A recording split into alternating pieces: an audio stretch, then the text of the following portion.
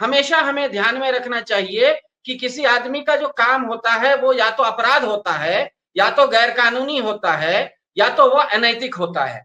उदाहरण के लिए, मैं अगर बातचीत में अपशब्द का इस्तेमाल करता हूं तो वो अनैतिक है, लेकिन किसी भी एंगल से, किसी भी दृष्टिकोण से वो न तो अपराध है और न तो गैर कानूनी है, क्योंकि भारत के संविधान में अभिव्यक्ति की स्वतंत्रता है। इसका मतलब ही है कि मैं अभद्र भाषा का इस्तेमाल कर सकता हूं। दूसरी बात है, मैंने किसी को क्योंकि मारा नहीं, किसी के जान माल की हानि नहीं की, इसीलिए वो अपराध भी नहीं है। तो कोई चीज अपराध भी नहीं है, गैर कानूनी भी नहीं है, लेकिन लोगों की नजर में अगर मैं अभद्र भाषा का इस्तेमाल करता हूं तो वो अनैतिक जरूर हो सकती है।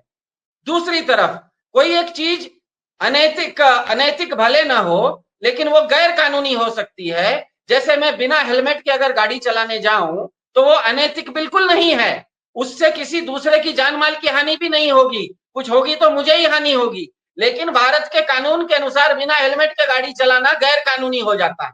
तो जो गैर कानूनी होता है वो अनैतिक नहीं भी हो सकता, वो अपराध नहीं भी हो सकता। और तीसरा अपराध हम सबको पता है कि मैंने अगर कोई ऐसा काम किया जिसमें कि सामने वाले की जान माल की हानि हो गई तो वह अपराध है। और सबसे पहली बात है कि अपराध के लिए दंड होता है, गैर कानूनी काम के लिए सजा नहीं होती, उसके लिए पेनाल्टी होती है। इंग्लिश में जिसे पेनाल्टी कहा जाता है, वो मैं अगर बिना हेलमेट के गाड़ी चला रहा हूं तो मुझे फांसी की सजा नहीं हो सकती, मुझे 500 रुपए या 50 रुपए या 5,000 रुपए का फाइन लग सकता है।